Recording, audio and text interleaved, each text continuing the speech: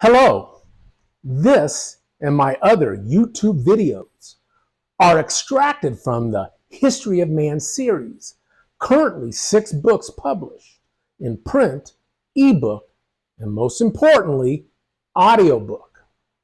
I'm a storyteller, and if you like these video stories, you'll love the History of Man series audiobooks. Great for commuting or just sitting back and relaxing. And unlike a novel you've read where you know the ending, you can listen to these books on tape more than once. There's so much to learn.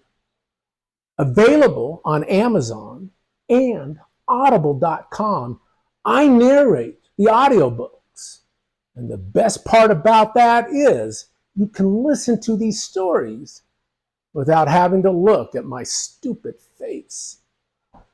And with that said, let's get the show on the road. Hello, I'm John Bershoff with another episode of History of Man series. Today's subject, the golden side effects of drugs. It's not unusual for a side effect of a drug to be retooled to treat another ailment.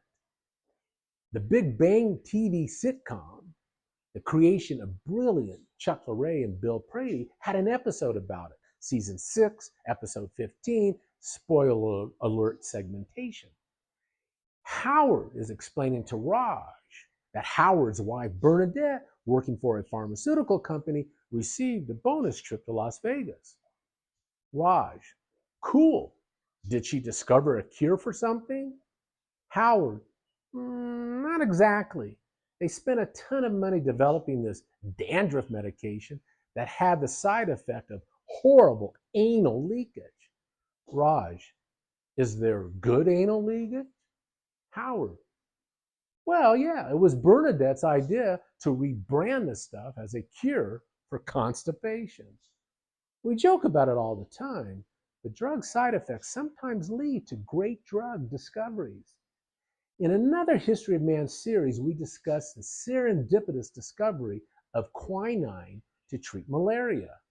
The bark of the cinchona tree in the Peruvian rainforest of the Andes had a chemical in the bark that protected the local natives from the fever, which was what malaria was also called, the fever. A few hundred years later, in the 1800s, when British chemists isolated the chemical, they named it quinine, likely a contraction of cinchona tree and the Andes tribe called Cuchea. But when a pharmaceutical company in the early 1900s was testing the dose range for quinine, the safe therapeutic dose to kill malaria but not kill the patient, they noticed at higher doses, the quinine interrupted electric heart conduction. Someone in the lab had a aha moment. Quinine was then also retooled after it was changed a little bit in structure and became one of the first anti-arrhythmic drugs named quinidine. Quinine, malaria; quinidine, arrhythmia. Many drugs are derived from plants. Digitalis, which improves heart contraction for those suffering from heart failure, comes from the foxglove plant. It has been used since antiquity to make people, likely men, feel better when their hearts started to fail. Not that they knew that what was going on, but they knew munching on some foxglove would improve their performance, since performance, like chasing down dinner, is directly related to heart pumping. That foxglove was formally accepted as treatment for heart failure and leg edema. Leg edema is really nothing more than the heart failing and backing up into the legs, at least most forms of leg edema. When the patient was given or eating foxglove, the heart performed better and the fluid would not back up. This was realized in 1250 AD by a Welsh physician. They still didn't know what the substance was. It was eventually isolated, digitalis.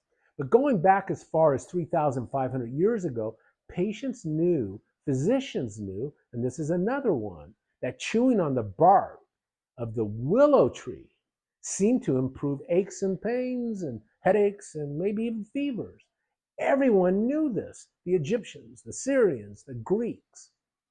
It was in 1897, after thousands of years of people chewing on the willow bark, that a chemist, Felix Hoffmann, isolated the key ingredient in the willow bark, acetyl salicylic acid. To you and me, it is called aspirin. While he was working for Bayer, he discovered this. It put Bayer on the map, Bayer Pharmaceutical on the map, which is also why most aspirin the world over is made by Bayer. Of course, in the same year Bayer was developing aspirin, it also created another drug, heroin, in the lab, feeling it the superior pain reliever to aspirin, which was true. The granddaddy of all opiates. Opiates relieve pain. Apparently, there was some internal fighting at Bayer between the aspirin chemists and the heroin chemists. The heroin folks believing aspirin was nothing more than an herb, a passing fancy. Now, not that the world needed another blood pressure medicine, but Pfizer, the big pharmaceutical company, was developing another high blood pressure drug based on the concept of class of blood pressure drugs that dilate blood vessels. The obvious inference is that if you dilate blood vessels, you'll lower blood pressure, which is true. One of the first vasodilators and the all-time classic high blood pressure pill is Inderal, generic for propranolol. Another classic high blood pressure medicine is hydralazine, also called aprazoline, which really dilates blood vessels. So Pfizer wanted another drug that did this. Pfizer, in studying the side effects of their new and up-and-coming drug, it was also noted to produce erections in male test subjects, something hard to miss. An erection, nothing more than specialized dilated blood vessels in the penis. Yet also, this drug dilated blood vessels in and around the female equivalent, the clitoris. But Pfizer, in the literature, is unclear if women test subjects reported better orgasms to Pfizer when being tested with this new drug. Guys are dumb. They'll brag about their erections. Women are sublime. They'll keep such delight to themselves. Anyway, Pfizer completely abandoned pursuing the high blood pressure route for their new drug and solely concentrated on the erection pathway. We know the drug by the generic name, sildenafil, the brand name, Viagra, and the street name, the little blue pill. As for the last drug we'll discuss today, we first need a little background. Glaucoma is high blood pressure or high pressure in the eyeball. There are two types, open angle and closed angle, that need not concern us here.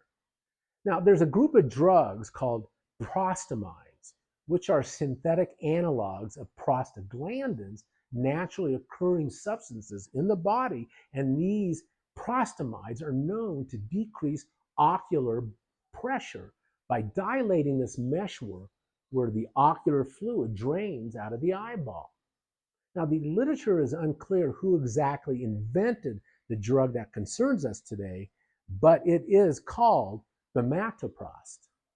Its initial development and indication and patient testing was for treating glaucoma. It was a new glaucoma drug. It is applied topically like drops and soaks into the eyeball, where it works its magic. It lowers ocular pressure. But in the course of testing the efficacy of bimatoprost, it was noted that test subjects' eyelashes grew lusciously, as it also lowered glaucoma eyeball pressure. A proverbial light bulb went on in the lab, a light bulb that probably looks like a dollar sign. Allergan, who holds the patent rights to this drug, as a glaucoma drug, bimatoprost, is marketed as Lumigan. But as an eyelash growth drug, Imatropris is marketed as Latisse. The importance between the two, besides doses, is formulation. So Lumigan is a drop, a liquid. It needs to be precisely that, a liquid eye drop that is placed on the eyeball, since that is where Lumigan does its business. But Latisse is thicker. It's applied with a classic woman's eyelash applicator onto the eyelash margin, since that is where Latisse does its business. Same drugs. If a glaucoma patient happens to get eyelash growth, they likely won't care. But an eyelash growth patient, usually a woman who doesn't need lowering of the eyeball pressure, would care. And that's why the formulations are different. That's why the Lumigan is a drop and Latisse is thicker. So it stays on the eyelash and doesn't get into the eyeball. Anyway, that's our stories for today about drugs and side effects and using them for something else. I hope you enjoyed it. I have books out, the History of Man series, 6 of them. This is the first History of Man. It's a style of writing where I have a base subject and then of medicine and science, and I jump off into other areas: history, geology, geography, art, music, sports, you name it. I always come back and then jump off again and come back. It's a style of writing. It's complicated. It's not for everybody, but it's an interesting. You learn something almost with the turn of every page. The book is available in print, Kindle, ebook, and of course, it is available in audiobooks, and I do the narrating. I hope you enjoyed this episode of History of Man series. Thank you very much for listening, and be well.